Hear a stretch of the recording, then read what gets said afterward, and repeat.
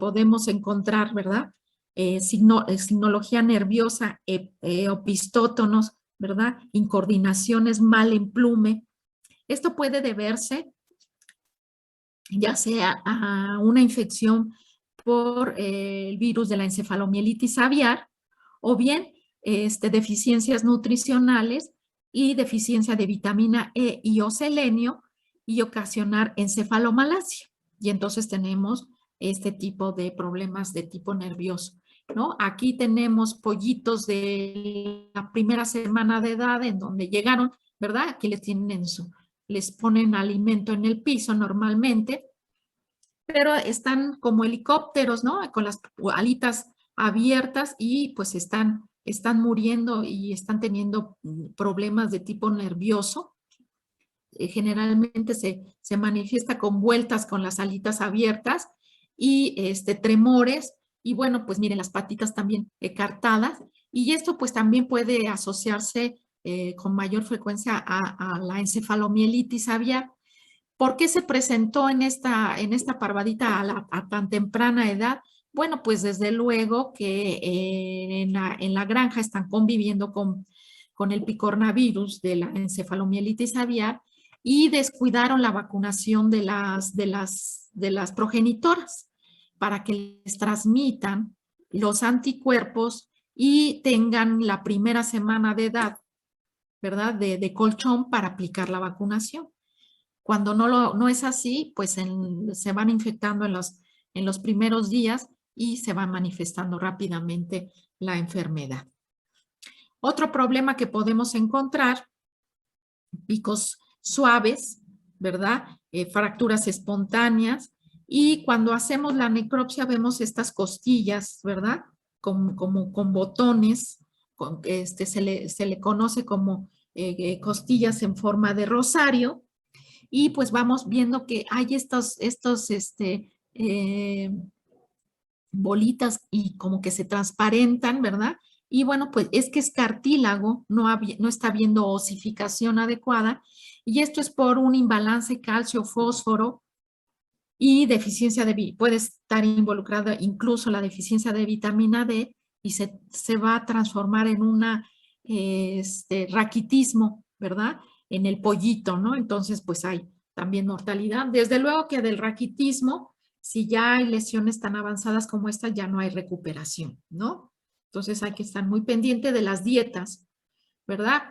Aves con los que se les dice aves cachetonas, con un abultamiento en los senos infraorbitarios y supraorbitarios. Bueno, pues esto se puede asociar a enfermedades de tipo respiratorio, principalmente coriza aviar, ¿no? Es una de nuestros primeros, de nuestra lista de enfermedades respiratorias en donde podemos tener esta signología, pues es coriza, ¿no? Y bueno, pues desde luego hay conjuntivitis, hay lagrimeo, hay escurrimiento, puede haber escurrimiento nasal. Esta ya se las enseñé, ¿verdad?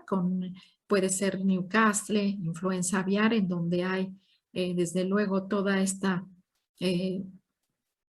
hay conjuntivitis, lagrimeo, secreción nasal, hay también las crestas congestionadas, bueno, pues es parte de ello, ¿no? Y esta signología de asfixia, pues desde luego la asociamos con bronquitis infecciosa y laringotranqueitis infecciosa aviar, ¿verdad? Entonces, continuamos con nuestra inspección en las aves, ¿verdad?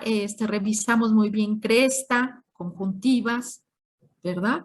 En caso de las ponedoras, revisar que los picos estén con un corte adecuado. Revisamos cavidad oral, ¿verdad? Acuérdense que podemos hacer el hisopado también.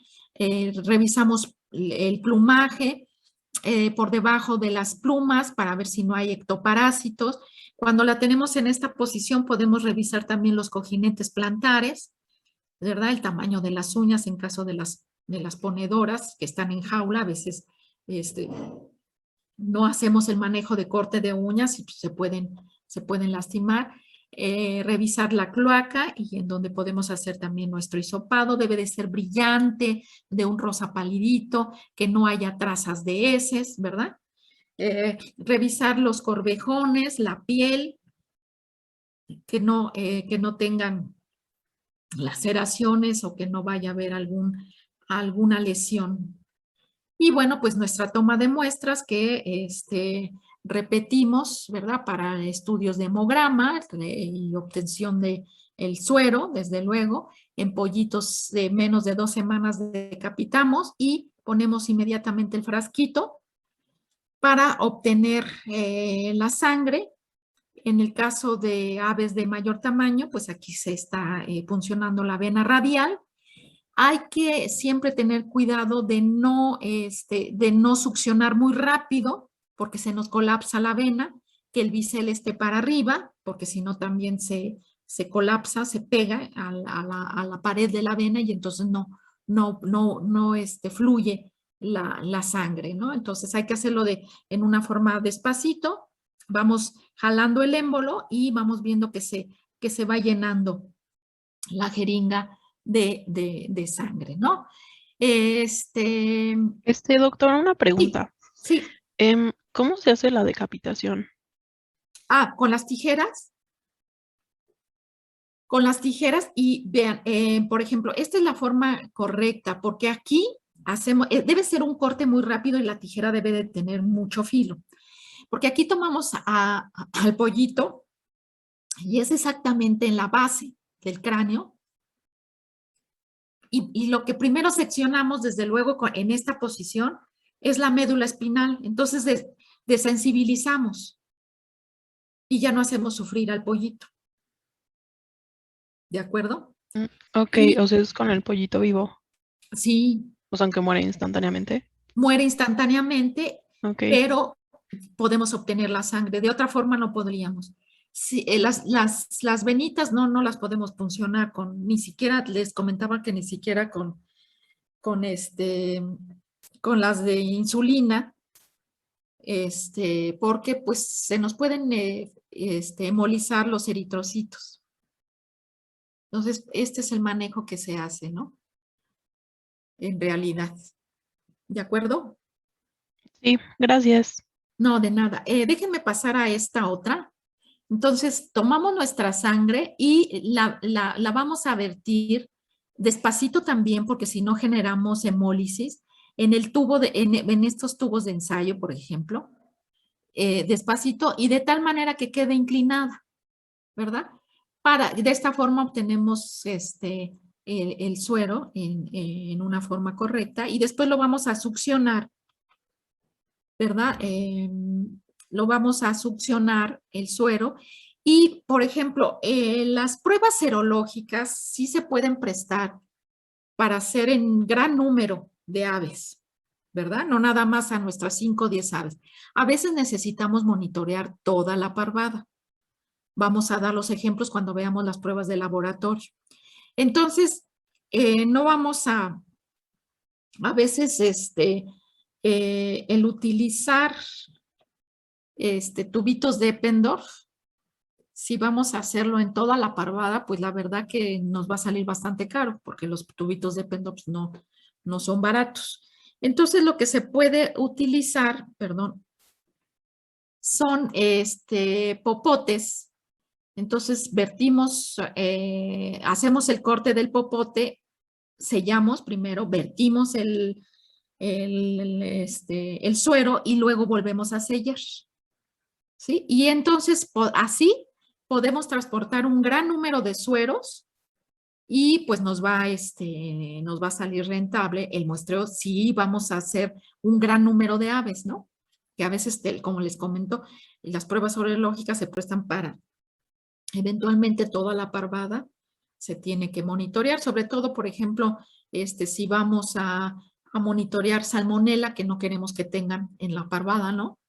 Y para desechar si hay alguna positiva, que se supone que que el país es libre de salmonela, pero créanme que ya ha habido por ahí algunos positivos, entonces hay que estar monitoreando, desde luego, periódicamente, ¿no? Y para las muestras de sangre, Aquí no hemos cambiado nuestra diapositiva, pero en lugar de EDTA debe de ser heparina. Para las muestras de sangre de aves no nos funciona bien el EDTA, entonces debe de ser heparina, ¿de acuerdo? Y para hacer todos los análisis de hemograma, ¿no? Bueno, entonces vamos a aplicar la eutanasia a las aves con las cuales vamos a hacer la necropsia. Y esto debe de ser en un acto de inducir la muerte humanitaria en un animal con el mínimo dolor, angustia y sufrimiento.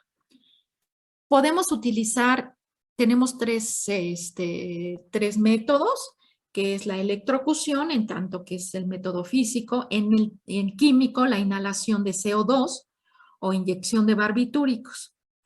Generalmente, esta es la que se utiliza desde luego en los rastros, ¿verdad? Para desensibilizar, utilizan la electrocución y es lo primero que se hace en las aves y es la forma de eutanasiarlas. El método químico, en realidad para diagnóstico no es recomendable porque sí nos interfiere con algunas pruebas de laboratorio. Ahora, para métodos educativos, de enseñanza, pues sí, ¿verdad? Desde luego que el hacer la dislocación cervical o la sección de médula espinal, pues no hay la habilidad. Para eso, pues tiene que hacerse en forma repetida para llegar a tener esa habilidad. Entonces, muchas veces para poder hacer esta eutanasia mecánica, pues mejor aplicamos primero un barbitúrico, ¿verdad? Y posteriormente hacemos la dislocación de tal manera que no le estamos causando a nuestras aves angustia y sufrimiento, ¿no? De eso se trata. Y lo hacemos en una forma didáctica. Entonces, solamente, ¿no? Sin embargo, para diagnóstico es mecánico, ya sea en el pollito por la decapitación o la dislocación cervical y la sección de la médula espinal. Bien, vamos a continuar. Entonces, la decapitación, pollitos hasta de 2 semanas de edad.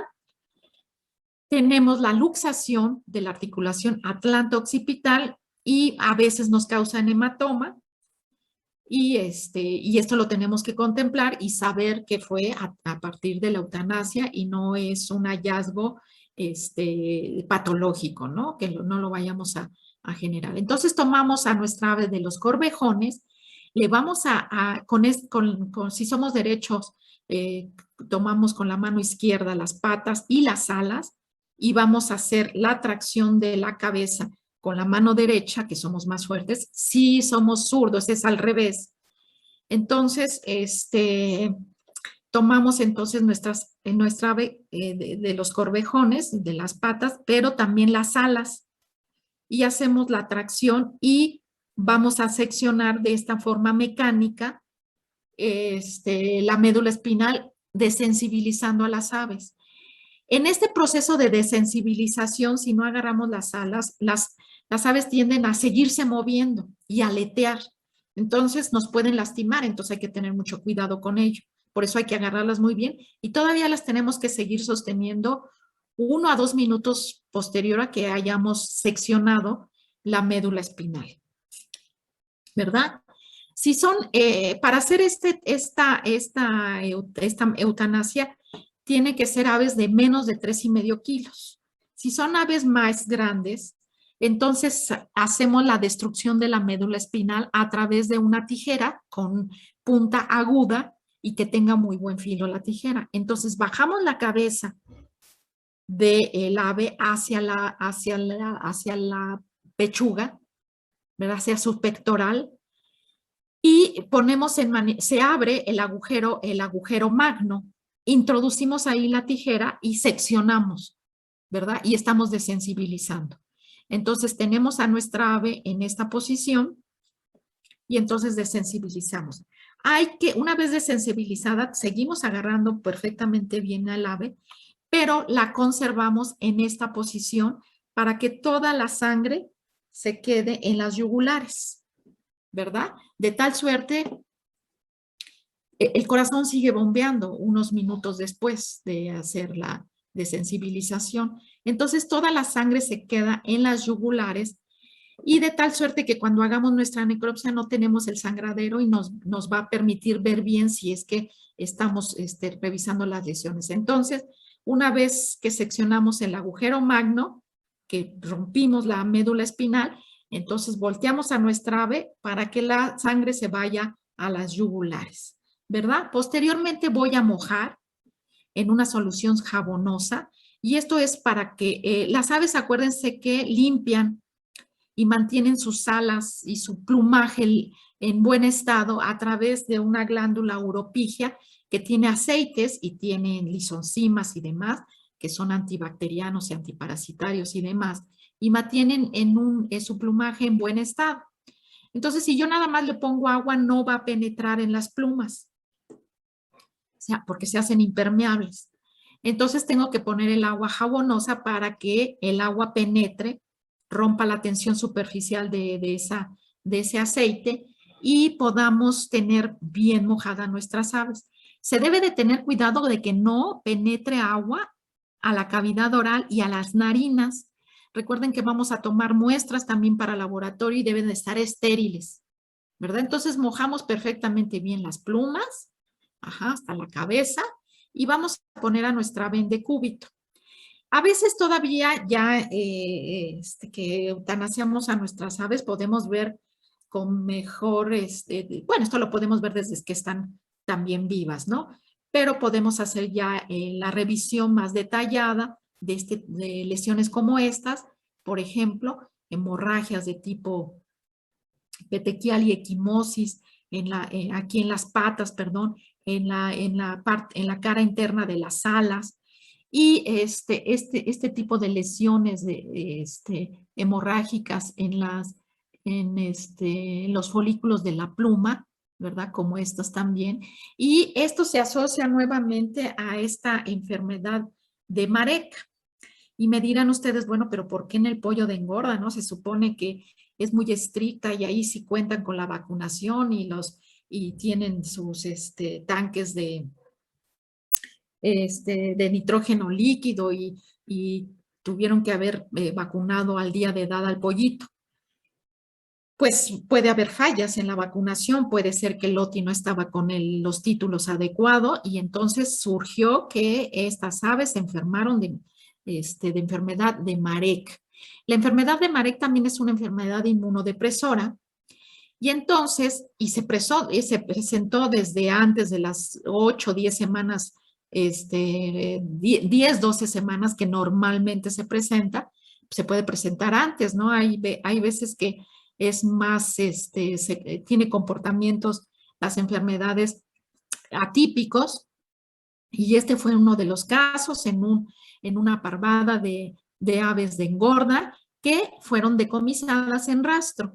Entonces, el pobre productor ya invirtió en esta producción, pues, bastante dinero y resulta que se las decomisan por enfermedad de Marek. ¿Qué puede hacer la persona? Pues reclamar a la casa incubadora, desde luego, y pues le tiene que cubrir porque pues hizo mal su trabajo, ¿no? El enfermarse de Marek, pues no debe ocurrir. Y como les comentaba, es una enfermedad inmunodepresora y se nos está presentando otro hallazgo que lo produce, es una diátesis hemorrágica y desde luego por la inmunodepresión que ocasionó la enfermedad de Marek, van a entrar otros agentes como en este caso el Staphylococcus aureus que produce la dermatitis gangrenosa, ¿no? Diátesis hemorrágica. Estas pustulitas que ven es porque hay tumores, se tumorizan los folículos de las plumas y de hecho la forma de diseminarse la enfermedad de Marek es a través de la descamación de las plumas. Y ahí va el virus. Y este virus se puede quedar en esas descamaciones pues hasta varios meses, ¿no? Varios meses se puede quedar ahí, ¿no? Viable. Entonces, por eso les comentaba que es muy importante la vacunación adecuada al día de edad, ¿no? De preferencia. Bueno, entonces eso es algo que pueden ustedes encontrar. Bueno, una vez que me regreso tantito, ¿verdad? Ya tenemos mojada nuestra ave perfectamente bien. La vamos a colocar en nuestra mesa, en decúbito dorsal, ¿verdad? Y vamos a hacer una primera incisión en los pliegues de las piernas, ¿verdad? Hacemos aquí esta incisión en la piel, de tal suerte que vamos a sacar,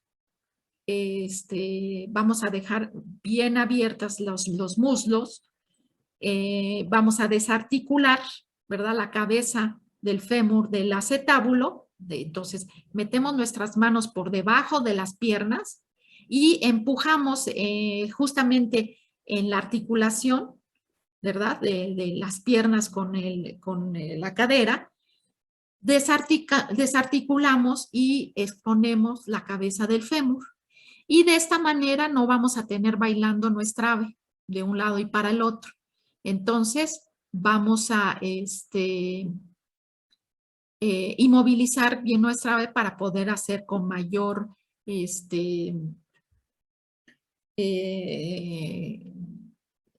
facilidad nuestra necropsia. Bueno, una vez que tenemos ya inmovilizada bien nuestra ave, vamos a continuar abriendo toda la piel por línea media, ¿verdad? Abrimos por línea media, desde luego hasta la cloaca y hasta la base del pico, ¿verdad? Desprendemos perfectamente, disecamos bien la piel. Y aquí, esta es una ave ya adulta, pero en aves jóvenes, en esta porción, podemos verla en la piel, o podemos verla pegadito a todo el cuello, ¿verdad? Estos lobulitos del timo, que son importantísimos también en aves jóvenes, evaluar y tomar muestras de ellos, porque con esto evaluamos todo el sistema inmune, además de otros órganos que ahorita vamos a ir viendo en la necropsia. Entonces, esto es bien importante ya revisarlos y tomar muestras de ellos, que entonces si no tenemos cuidado al hacer nuestra disección del cuello, los podemos perder, ¿sales? Entonces, sí es importante, ¿verdad? Ubicarlos y tomarlos en consideración, sobre todo tratándose de aves jóvenes. Y bueno, pues continuamos, ¿no? Con nuestra disección, abrimos perfectamente bien, ¿verdad? Hasta la base del cuello y hasta la cloaca, de tal suerte que podamos ir viendo ya las masas musculares y podemos ir viendo también el tejido subcutáneo. Y por ejemplo, aquí ya nos damos cuenta en esta fotografía con esta ave, esta ponedora, que ya tiene un poquito de desviación de la quilla, ¿verdad? Esto ya nos puede dar una pauta de evaluación y esto lo vamos a comentar ya al final de nuestra necropsia, ¿de acuerdo? Pero ya vamos viendo que puede haber situaciones anormales en los órganos y tejidos.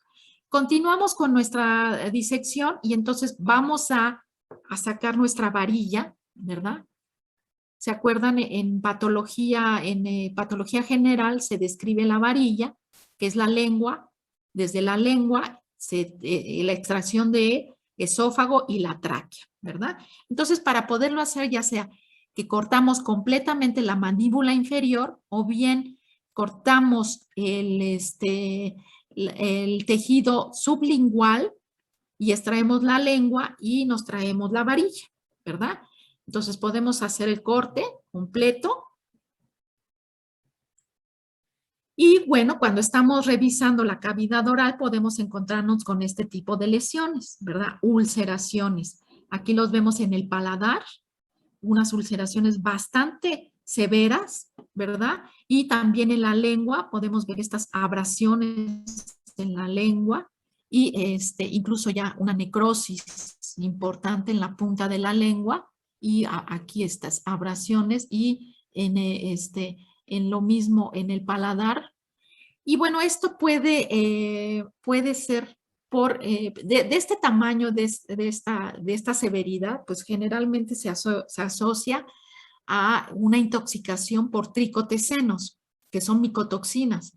Entonces, quiere decir, cuando vemos esto, que hay que revisar el alimento, hay que hacer análisis bromatológico del alimento y buscar tricotecenos y muy probable nos vamos a encontrar.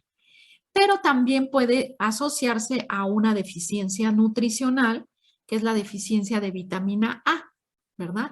Que causa úlceras también en la cavidad oral, pero también las podemos tener esas anormalidades por deficiencia de vitamina A.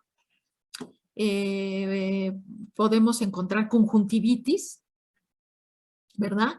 Y podemos, al seguir haciendo nuestra necropsia, podemos encontrar en otros órganos lesiones que más adelante les voy a enseñar, ¿verdad? Entonces, tomamos nuestra mandíbula inferior y vamos a hacer tracción hacia atrás, ¿verdad? Del cadáver para irlo despegando y con las tijeras vamos cortando el tejido conectivo que mantiene a la varilla en su posición. Vamos cortando suavecito y vamos despegando lo que es nuestra varilla. Vamos a tener mucho cuidado con el buche. Si está lleno, hay que desprenderlo disecarlo muy en forma cuidadosa de la piel, de tal suerte de no perforarlo, porque si no vamos a contaminar. Acuérdense que aquí va a haber alimento eventualmente y vamos a contaminar nuestra necropsia. Entonces, cuando despeguemos el buche, pues con mucho cuidado. Y vamos a hacer un alto en esta parte, a la entrada de la cavidad torácica, y dejamos un momento nuestra varilla, porque vamos a ingresar a cortar para poder poner de manifiesto todos los órganos internos. Vamos a tener que separar la pechuga, los músculos pectorales, ¿verdad? Antes de ellos hacemos un pequeño orificio en la punta de la quilla, de tal suerte que veamos, hacemos un pequeño orificio en la cavidad abdominal para poder observar, ¿verdad? En esta parte, antes de hacer el corte, un pequeño orificio para ver si no hay algún líquido, algún material, observar los sacos aéreos, que se acuerdan que las aves tienen sacos aéreos, antes de continuar haciendo nuestro corte, ¿sí? Ya que observamos y que todo está en orden, que no tenemos que tomar ninguna muestra antes de que se nos derrame y demás, si es que hay líquido, podemos continuar. Y estos cortes los vamos a hacer de ambos lados, ¿verdad? Tenemos que verificar que nuestras tijeras no vayan a cortar los pulmones, ¿verdad? Si tenemos masas musculares muy prominentes, podemos hacer primero las secciones de las masas musculares antes de ingresar a la cavidad torácica propiamente, ¿verdad? De tal suerte que podemos hacer nuestros cortes y ya después cortamos las costillas. Bueno, esta debería de estar acá arriba. Entonces cortamos primero, seccionamos los músculos para poder ver dónde vamos cortando. Y aquí tenemos que irnos por arriba de los pulmones para no cortarlos, ¿de acuerdo? ¿Sí? Y miren, aquí ya podemos ver un saco aéreo abdominal. Si vemos lesiones en los sacos aéreos, pues hay que tomar también muestras, ya sea para bacteriología o virología. Recuerden que tenemos que tener nuestro mechero prendido, ¿de acuerdo? Porque la primera parte es, bueno, estar haciendo las incisiones primarias, ¿verdad? Hay que tener cuidado de no estar metiendo dedos y demás ya a los órganos una vez que estamos abriendo, porque pues acuérdense que vamos a tomar muestras para microbiología, ¿de acuerdo? Entonces hacemos este corte y esto va a ser de los dos lados ¿verdad? Y de tal suerte que vamos a obtener completamente la pechuga. Y entonces aquí ya vamos a observar órganos, tamaño y las relaciones anatómicas. Recuerden que tenemos prendido nuestro mechero, tenemos un material limpio y estéril para poder tomar las muestras según nuestro diagnóstico clínico presuntivo. Entonces, podemos tomar aquí aquí en la propia carcasa, debemos de tomar los órganos antes de sacar, de terminar de sacar todo del ave, ¿no? Aquí primero tomamos muestras ya sea de pulmón, de hígado, una porción pequeña. No necesitamos las grandes cantidades, más o menos 1 centímetro cúbico nos es suficiente para las muestras, para los análisis microbiológicos, ¿verdad? Tenemos que ubicar aquí los órganos, por debajo del hígado está el vaso, si necesitamos tomar muestras de vaso, y tenemos que hacer para un lado y para otro si necesitamos muestras de riñón, ¿de acuerdo? Y ya una vez que tenemos nuestras muestras para microbiología, rápidamente continuamos sacando nuestros órganos, ¿verdad? Pero antes, de acuerden que estamos observando tamaño, relaciones anatómicas. Y aquí podemos ver una patología. Aquí vemos un corazón aumentado de tamaño, está bastante redondeado, ¿verdad?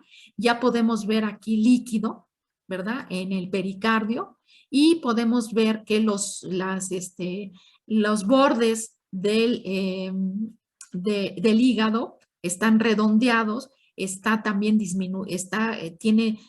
manifiesta una atrofia del órgano, hay palidez también del mismo, y también aquí podemos ver líquido en la cavidad abdominal. Recuerden que las aves no tienen diafragma, ¿de acuerdo? Es una sola cavidad torácica y abdominal, no hay una separación. Entonces, bueno, pues el líquido a veces se nos viene también a la cavidad torácica, ¿no? Pero en este caso, bueno, está en la cavidad abdominal. Y bueno, esta es una patología que se presenta por el síndrome de ascitis. Y pues esto se trata, las causas pueden ser variables, pero viene siendo una hipertensión pulmonar, ¿verdad? Lo que está provocando este síndrome ascítico. Y bueno, pues las causas de hipertensión pulmonar pues pueden ser desde altitud, mala ventilación, gran cantidad de proteína en la dieta, dentro de las principales, ¿no? Causas de ascitis. Otra de las cuestiones que desde que levantamos las masas pectorales, pues es estas lesiones que vemos aquí como si le hubiéramos echado talco, ¿no? A las vísceras, y es una uratosis visceral, en donde pues el pericardio está bastante lesionado y son estas placas de uratos que se van a depositar en las serosas de todos los órganos, ¿no? De la cláusula de Gleason, desde luego del pericardio, de las serosas viscerales, ¿no? Entonces, esto es desde luego por una cuestión puede ser la uratosis, pueden ser cepas nefrogénicas de coronavirus, ¿verdad? De la bronquitis infecciosa, hay cepas nefrogénicas, puede ser que tuvimos fallas en el aporte de agua y las aves se deshidrataron de tal suerte que se provocó una uratosis. También dietas altas en proteínas, pueden ser algunas otras agentes que pueden provocar un daño renal, y por eso se nos va a ocasionar la uratosis, ¿no? Algunos, bueno, puede ser uratosis visceral, o también puede ser, también en las articulaciones podemos ver esta uratosis, ¿no? Bueno, continuamos con la extracción de la evisceración, y entonces continuamos por línea media haciendo el corte del tejido conectivo que mantiene en su sitio a los órganos, vamos haciendo tracción suavecito hacia atrás y acuérdense que los pulmones están insertados en las costillas, entonces con las tijeras cerradas, ¿verdad? Voy a hacer un empuje hacia adelante, ¿verdad? De tal suerte que las desprendo los lóbulos pulmonares de la inserción de las costillas para poderlos extraer, porque si no los voy a cortar y voy a dejar un pedacerío aquí en las costillas. Entonces, primero los separo y posteriormente sigo haciendo tracción hacia atrás de tal suerte que me traigo todas las vísceras. En el caso de aves adultas, por ejemplo, y en esta ave ponedora, vamos a dejar el aparato renal y digestivo, renal y reproductor todavía en el ave y posteriormente lo vamos a extraer, ¿verdad? Pero mientras me traigo las demás órganos y sistemas, digestivo, cardiorrespiratorio principalmente, ¿no? Entonces lo extraemos completamente, haciendo tracción y ya en la parte final, en la cloaca, debemos de considerar también en aves jóvenes un órgano linfoide sumamente importante de revisar y de evaluar y de revisar histológicamente, que es la bolsa de Fabricio que se encuentra aquí en el techo de la cloaca, ¿verdad? Y miren, aquí lo podemos ver, esto también hay que separarlo, hay que disecarlo y posteriormente lo obtenemos. Aquí se cortó para fines didácticos para que vean las folias, ¿verdad?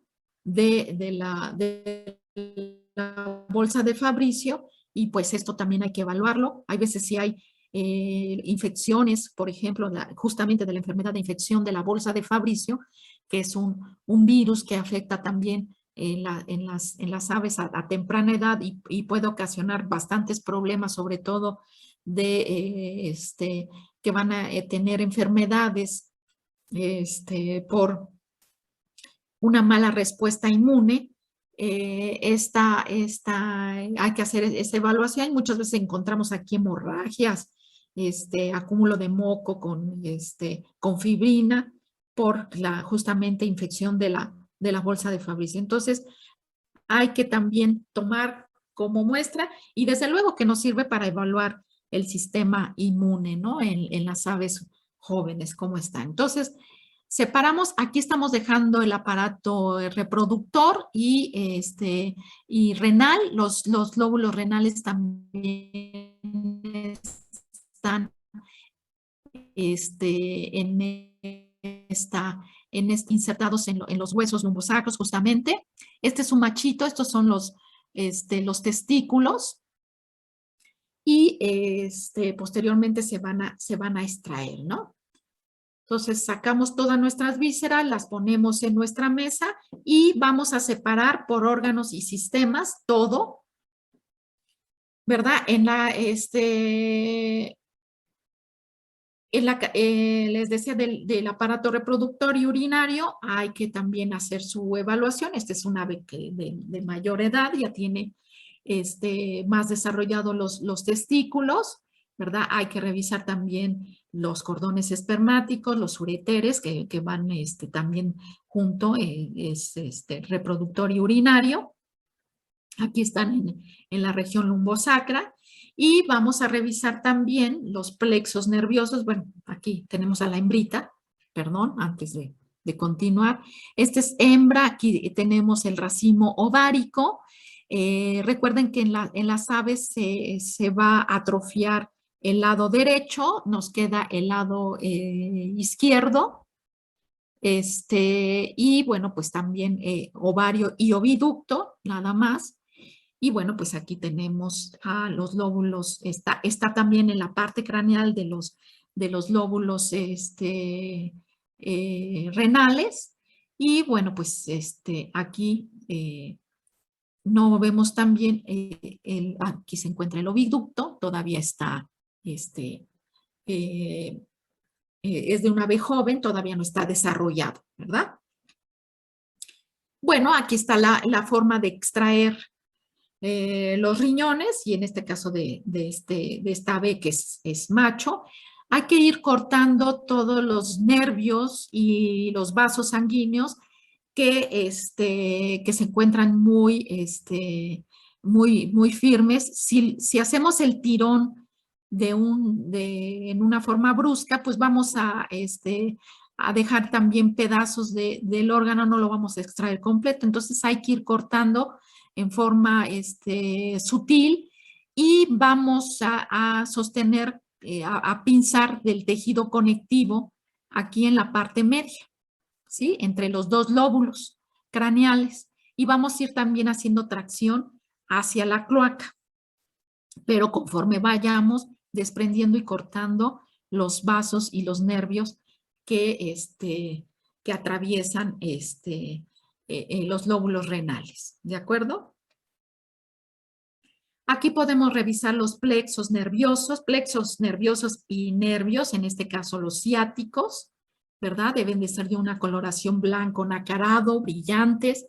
Aquí tenemos los plexos lumbosacros, ¿verdad? Aquí tenemos los plexos braquiales, que es muy importante, sobre todo cuando sospechamos, acuérdense de la enfermedad de Marek, ¿verdad? Y se acuerdan de nuestras aves que tenían la ala caída y que no podían, y con las patas abiertas. Bueno, aquí está eh, el por qué, ¿verdad? Tenemos al hacer la revisión de nuestros plexos braquiales, por ejemplo, vemos un aumento de tamaño, la coloración está también alterada, están como de color amarillo, ¿verdad? Y mucho más aumentados de tamaño, ¿verdad? En el caso, hay que entonces revisar color, grosor y las estriaciones. En este caso no vemos un cambio de coloración muy evidente, pero sí de tamaño, ¿verdad? El grosor, pues sí es mucho más grueso que, desde luego, que este lado, ¿no? Y bueno, pues esto ya significa que el ave eventualmente ya tenía problemas para desplazarse por esta lesión del nervio ciático, ¿no? Y esto, pues, ¿a quién lo vamos a adjudicar directamente? Pues a enfermedad de Marek, ¿no? Ya que separamos todos nuestros órganos por sistemas, tenemos aquí el aparato digestivo, y de preferencia hay que colocarlo de tal suerte que podamos hacer una evaluación correcta de todo el tracto, ¿verdad? Digestivo. Aquí tenemos también con sus glándulas, y entonces vamos a empezar desde luego nuevamente con la lengua, el esófago anterior, el buche o el inglubis. Continuamos nuevamente con el esófago, está el estómago glandular, que es el proventrículo, el estómago muscular, que es la molleja, ¿verdad? Y tenemos inmediatamente el duodeno, que hace un asa y que en el centro, en el tejido conectivo, en el mesenterio, perdón, está alojada otra glándula importantísima digestiva, que es el páncreas, ¿verdad? Se continúa con el yeyuno y se van a encontrar una pequeña estructura, ¿verdad? Que viene siendo el divertículo de Meckel, y nos va a servir de división entre el yeyuno y el ilion, que es mucho más largo, ¿verdad? Y las aves tienen muy desarrollados los sacos ciegos, y tienen poco desarrollado, hay poco intestino grueso, ¿no? Es prácticamente sacos ciegos y una porción muy pequeñita de intestino grueso, ¿no? Entonces, y aquí tenemos nuestra glándula digestiva mayor, que es el hígado, ¿verdad? Entonces también esto hay que abrirlo. Podemos hacer los cortes y separarlos. En lo particular prefiero dejarlo de esta manera y tomar mis muestras para histopatología, ¿verdad? De una vez en ese momento.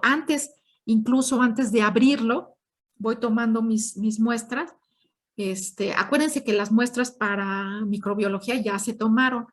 En realidad, el tracto digestivo para microbiología es raro, a menos que sospechemos de clostridios, ¿verdad? Clostridiasis, entonces sí tomamos muestras para bacteriología, sobre todo a partir de, pues donde veamos más que nada las lesiones. Hay lesiones de tipo hemorrágico muy severas y esas sí tomamos para bacteriología, ¿no? Y bueno, pues esas, para hacer el aislamiento y la identificación de los clostridios, que sí es una enfermedad importante en las aves, ¿no? Fuera de eso, para bacteriología, en realidad no es, el tracto digestivo no se realiza, ¿no? Entonces, bueno, les decía que puede hacerse por secciones, ¿verdad? Hay que revisar también toda la mucosa, entonces abrimos por línea media y también hay que revisar muy bien nuestro hígado, también podemos hacer cortes, en este caso vemos lesiones, hay un cambio de coloración incluso, a un hígado como de cuestión anaranjada, pero vemos todo este puntilleo de color amarillo, ¿verdad? En todo el parénquima hepático y incluso aquí zonas de decoloración importantes, ¿no? Todo esto puede ser ya por un tipo inflamación que puede estar ocasionado por varios agentes de tipo infeccioso, desde salmonela, E. coli, o bien ya situaciones pero esto más que nada es de tipo bacteriano, ¿no? Que podemos tener, ¿no? Una hepatitis por bacterias. Porque les iba a comentar de otras lesiones por hepatitis de cuerpos de inclusión por virus, pero ese más que nada hace necrosis y vamos a tener zonas de tipo oscuro, ¿no? O bien ya ha pasado claras de que ya se presenta la inflamación, pero mucho más extendidas y no como este puntilleo. Sí lo llegan a ver, ¿no? Estos amarillitos que se ve aquí, ¿no?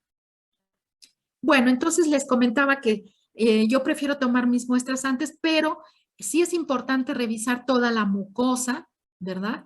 De todo el tracto y hacer su evaluación de lesiones, ¿no? Que se puedan tener. Entonces aquí ya lo tenemos. Se separó la cutícula de queratina que reviste todo lo que es la molleja, que es el músculo digestivo, el estómago muscular, ¿verdad? De las aves, ¿verdad? Aquí lo vemos en una forma más de cerca, la mucosa, vean, está bastante bien conservada, lo mismo, ¿no? Es el estómago glandular, por eso ven estos botoncitos, son las glándulas que tiene el proventrículo, ¿no? Y es desde luego que vierte todos las secreciones que van a ayudar a la digestión en esta zona. Pero podemos ver lesiones, ¿verdad? Hemorrágicas, ¿verdad? Hay aquí este material, es todavía alimento, esta parte, pero hay hemorragias de tipo petequial en las tonsilas secales, y esto es muy común, y en este caso en los ciegos hay hemorragias. Esto lo podemos asociar a enfermedad de Newcastle, que produce desde luego lesiones de tipo hemorrágico y petequias en forma sistémica. Pero es muy común la necrosis de las tonsilas secales, ¿no? Y sobre todo con enfermedad de Newcastle, ¿verdad? Entonces revisamos muy bien, ¿no? Nuestras vísceras, hacemos cortes coronales en todo el parénquima hepático. Revisamos también todo el cardiorrespiratorio, ¿verdad? Separamos el corazón de la parte respiratoria y vamos a abrir. La tráquea tiene anillos completos, hay que abrirla para ver si no hay algún material. ¿Se acuerdan de nuestras aves que presentaban boqueo? Ahorita vamos a ver las fotos, ¿verdad? Hacemos también secciones del pulmón, porque también podemos encontrar neumonías, ¿verdad?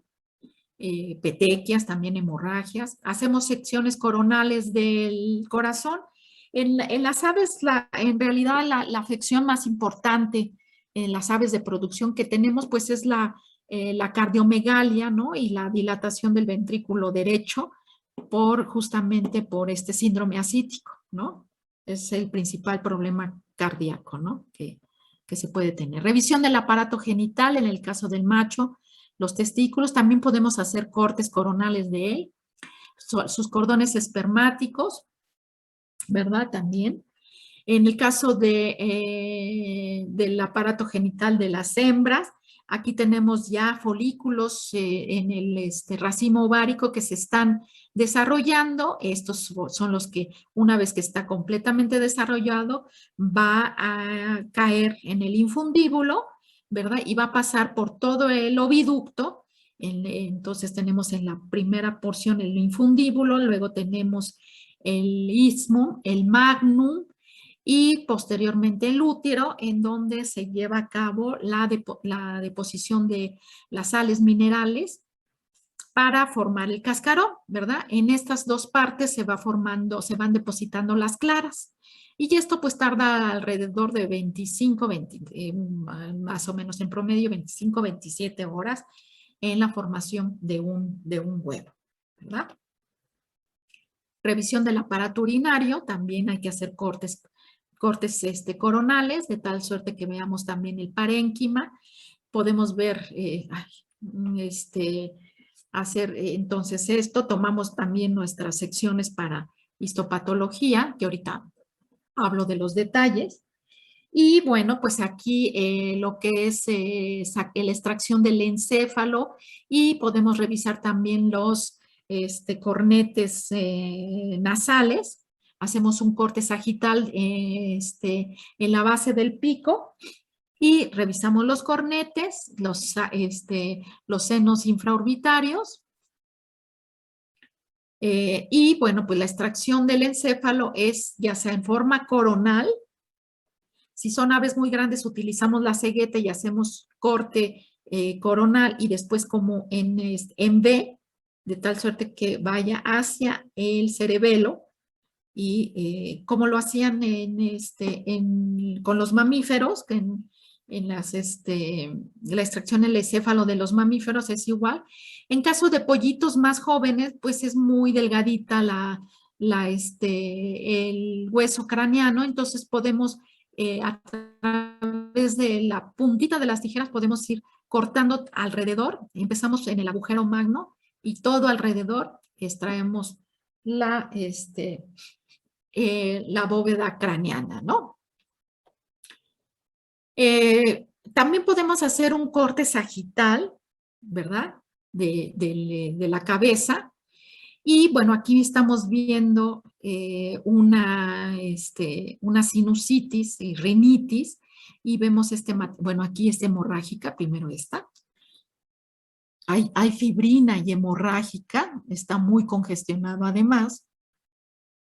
Y aquí vemos, ¿verdad? La fibrina.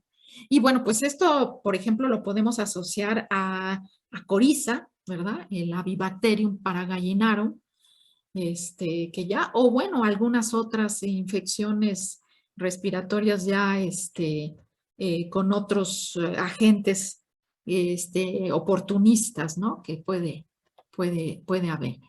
También podemos, les decía que es el cráneo, el encéfalo completo en dos.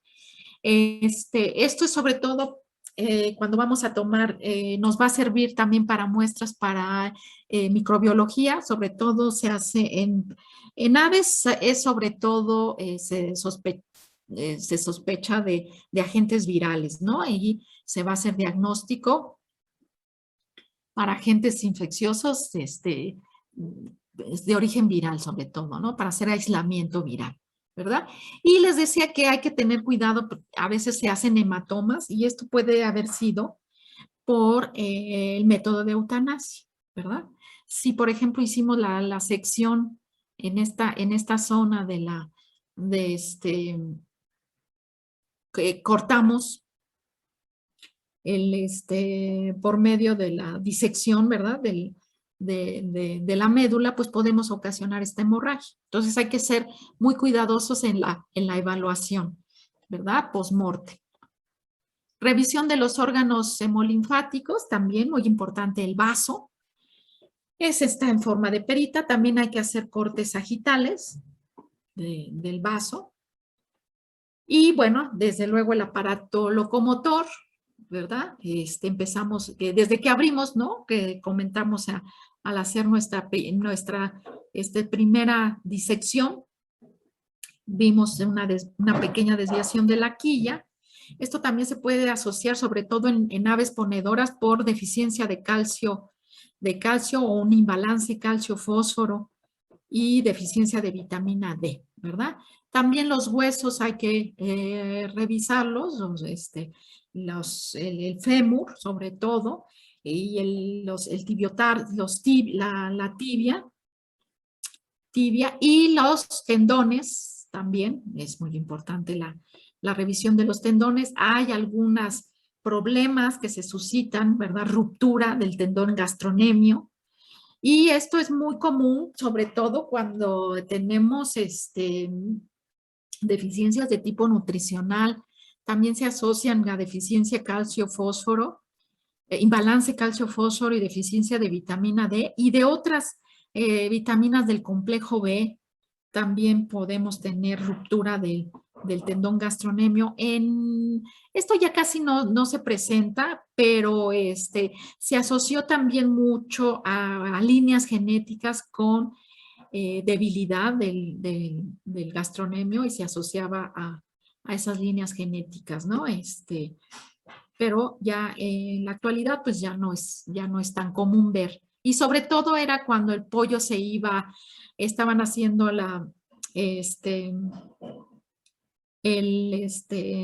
meterla a las aves ya que se van al rastro, se meten en cajas y créanme que muchas veces los trabajadores no son tan delicados para estar tomando, y las aves se toman de las patas.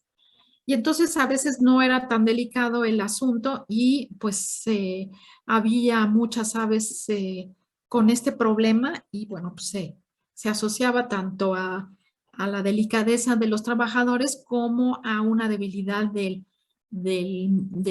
tendón gastronemio. Y bueno, pues también hay que revisar, hacemos un corte en la tibia, por ejemplo, y revisamos la línea de crecimiento, ¿verdad? Que se esté osificando correctamente. Perdón, el cartílago de crecimiento óseo y que se esté osificando. Aquí vemos estas granulaciones en donde perfectamente podemos ver que se está osificando correctamente. Y aquí tenemos unas deficiencias, ¿verdad? Bueno, aquí tenemos una osificación adecuada y aquí un problema patológico con esta conservación del cartílago en la tibia, y esto es una forma patológica, y desde luego que con esta lesión también se presentó mucho tiempo y había una debilidad, fracturas espontáneas, y esto se veía mucho, sobre todo ya en aves que iban ya al rastro, ¿no? Se detectaba. O a veces si se presenta antes, desde luego estas aves empiezan con una bombona, bueno, las patas se ensanchan, también presentaban fracturas espontáneas y desde luego que no se desplazaban a los comederos y pues dejaban de comer adecuadamente y bueno, pues esto es por persistencia de cartílago y mala osificación desde luego que se va a presentar en la tibia, ¿no? Entonces es este problema, ¿no? Discondroplasia tibial se le conoce como discondroplasia tibial. Bueno, una vez que ya revisamos todos los órganos y los sistemas, debemos de poner todas nuestras muestras que ocupamos para virología y bacteriología en sus contenedores adecuados y utilizar el método de conservación que lo vamos a ver en pruebas de laboratorio, ¿no? Podemos hacer nuestra evaluación y nuestra observación con más detalle de donde hayamos visto en particular lesiones y, bueno, por ejemplo, vemos este mesenterio con petequias, lo podemos asociar, esto es en forma sistémica, lo podemos asociar a enfermedad de Newcastle e influenza aviar. Vemos estas lesiones de granulomas en el parénquima, en todo el parénquima pulmonar, pues esto ya es una neumonía que se puede asociar desde luego a, no podemos descartar Mycobacterium, Mycobacterium avium, ¿verdad? Que produce la tuberculosis aviar, pero desde luego que están otras bacterias como Staphylococcus, Pasteurella multocida, E. coli, Streptococcus, que pueden ocasionar de esta forma estas neumonías granulomatosas, ¿verdad? Ya vimos esta morfología también. Esto también puede ser por micotoxicosis, ¿verdad? En donde va a ocasionar primeramente una atrofia del parénquima hepático, de esta pérdida de los bordes, hay los bordes redondeados de los lóbulos hepáticos, y esa palidez puede ser por una esteatosis, ¿verdad? Una degeneración grasa, ¿verdad? De los hepatocitos. ¿Verdad? Aquí podemos ver también en una forma sistémica una pericarditis fibrinosa muy severa, y bueno, la fibrina se extiende a otras serosas, ¿no? Como aquí en la cápsula de Gleason, ¿verdad? Y lo más probable es que también los sacos aéreos estuvieran involucrados. Esto es podemos asociar a enfermedad respiratoria crónica complicada, que vamos a ver después un ejemplo de esto, ¿verdad? Cómo se presenta.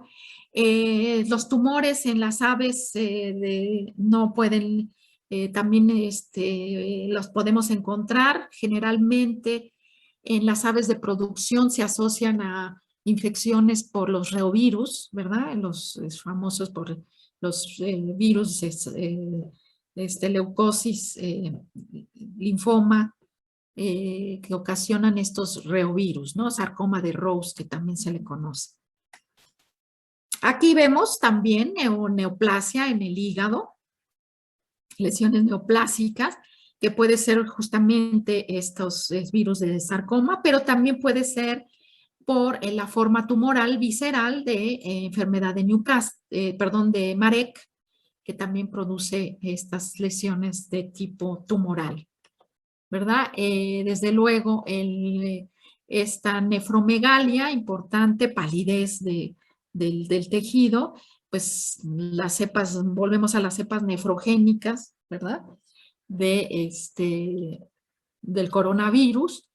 Aquí vemos una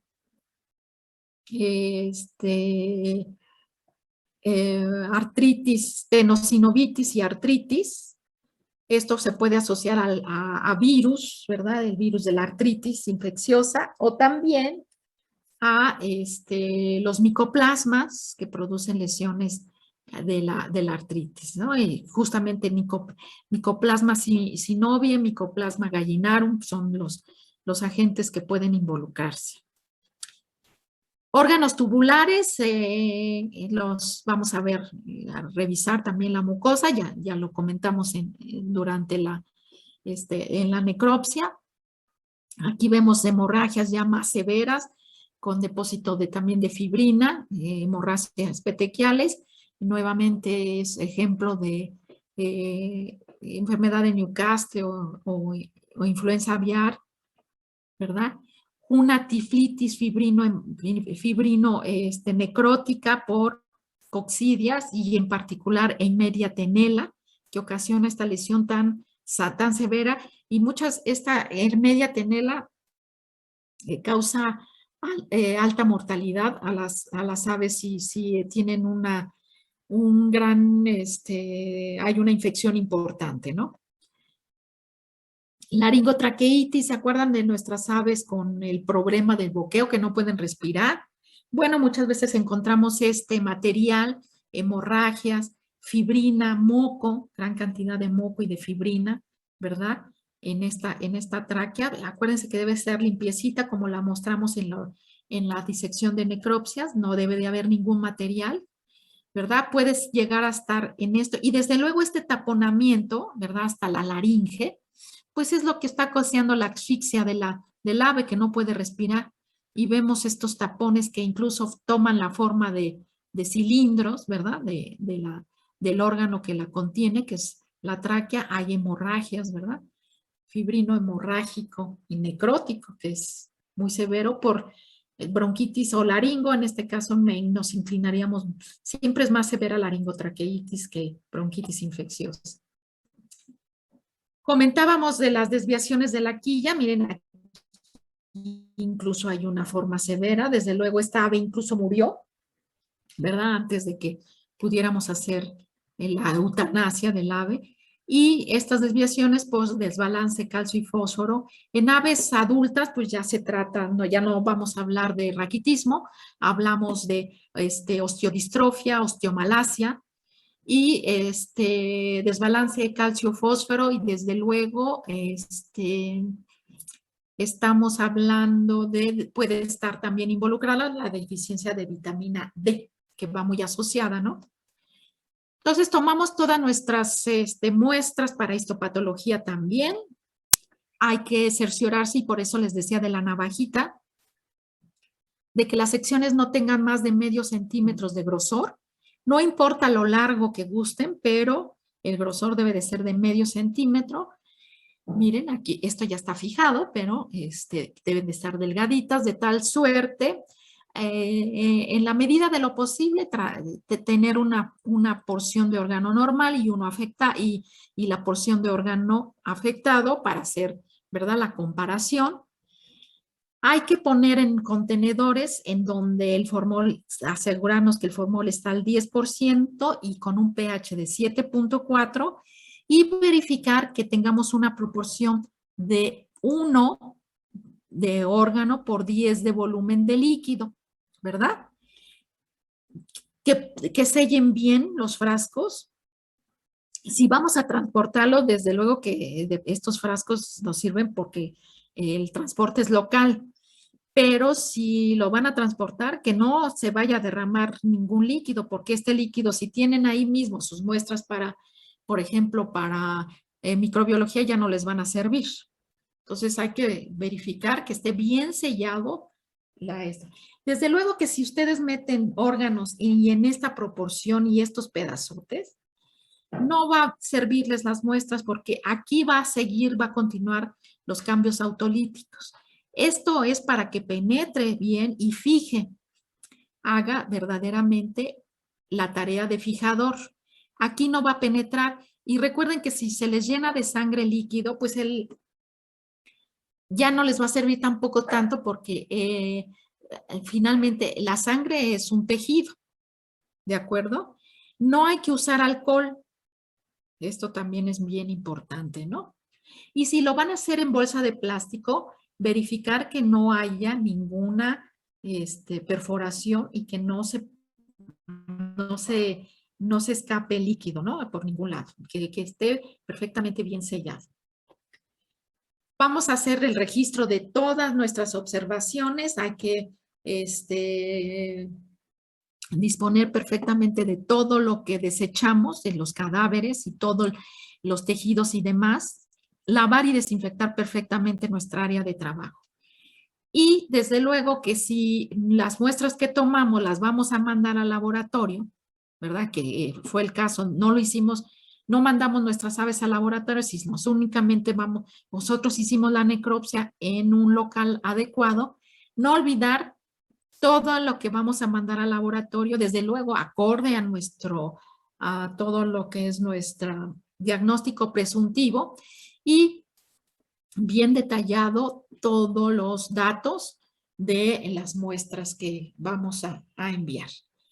Y bueno, pues esto sería todo de esta clase. No sé si tengan preguntas o algún comentario que quieran hacer.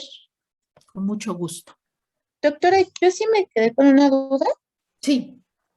Cuando se hacía la decapitación de los pollitos, ¿en dónde se colectaba la muestra? Es que me pareció ver como una placa, más bien como una laminilla, pero... No, es un tubito. Ah, ok. ¿Quieres que me regreso? Sí, por favor. Sí.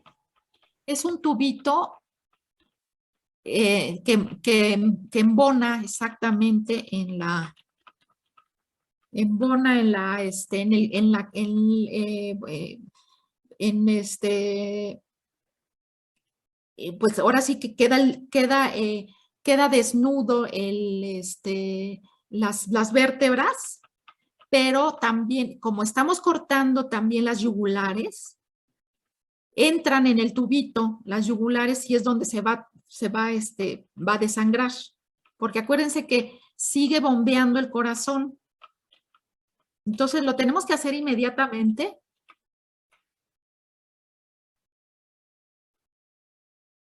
Haz de cuenta, son este tipo de tubitos y que metemos ahí la cabecita.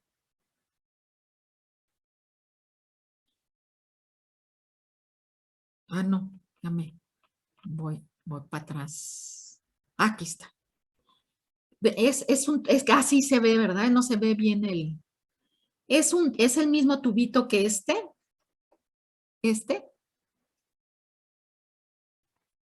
Y lo meto en lo que, o sea, decapité, quito la cabecita, inmediatamente el cuellito, lo meto al tubito porque ahí las yugulares van a estar virtiendo la sangre que queda, pero es un tubito. Ok. Sí, gracias, doctora. Es No, de nada. que vi mal la imagen. No, Perdón. sí, es que no se ve tan bien, se ve, sí, exactamente, como no, pero bueno, aquí un poquito se ve la silueta y aquí en el fondo, ¿verdad? Así acercándose. Bueno, ya ven que la fotografía siempre, pues no nos va a quedar tan perfecta. Por eso siempre es importante hacerlo. Entonces, en su primera oportunidad, yo con mucho gusto organizamos para los grupos que ya ha pasado, les he dicho a todos, claro que sí, organizamos o si se incluyen con los grupos que vamos a tener ya una vez que ingresemos y que podamos hacer todo esto, que volvamos a retomar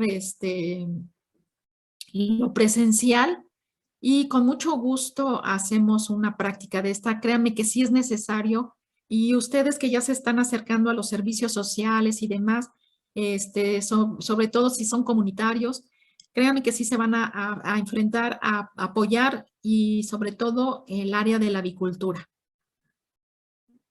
¿De acuerdo? ¿Algo más que quieran comentar o que hayan tenido, que tengan duda?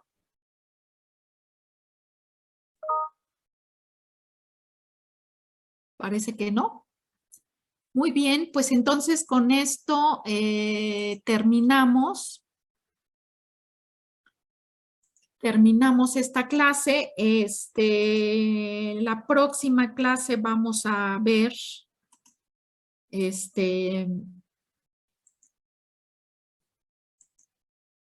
las pruebas de laboratorio.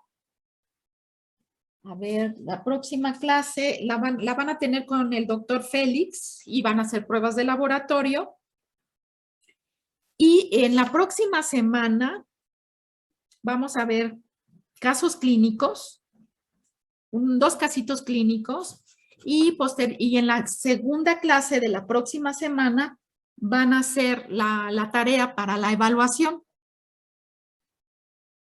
La evaluación que hay que hacer de este módulo, en la cual no va a ser desde luego complicada y desde luego que hacen su tarea a libro abierto, entonces no veo por qué no tengan un 10 y la puedan resolver sin ningún problema, ¿verdad? Obviamente las preguntas es de lo que hemos visto, de lo que se ve aquí lo que les hemos estado dando en las clases y desde luego no tiene ninguna complicación. ¿Sale? Sí, doctora, Entonces, muchas Sí, gracias. doctora, está bien. si no tienen ningún comentario ni nada, pues nos estamos viendo en su siguiente, la próxima semana, que creo que me toca a mí nuevamente. Sí, los casos clínicos los van a ver conmigo y también pues ya les comentaremos cómo va a ser su evaluación. Obviamente va a ser en una plataforma y ahí es donde van a poder resolver para poder tener su calificación de esta parte, ¿no? Recuerden que no se hace el examen final porque es muy complicado porque son 10 grupos y porque, pues, tener un examen, pues se complica más. Entonces es el acúmulo de todas sus tareas y demás, las evaluaciones que hayan tenido de módulo tras módulo. Sí, eso ya, ¿verdad? Se recuerdan que es así.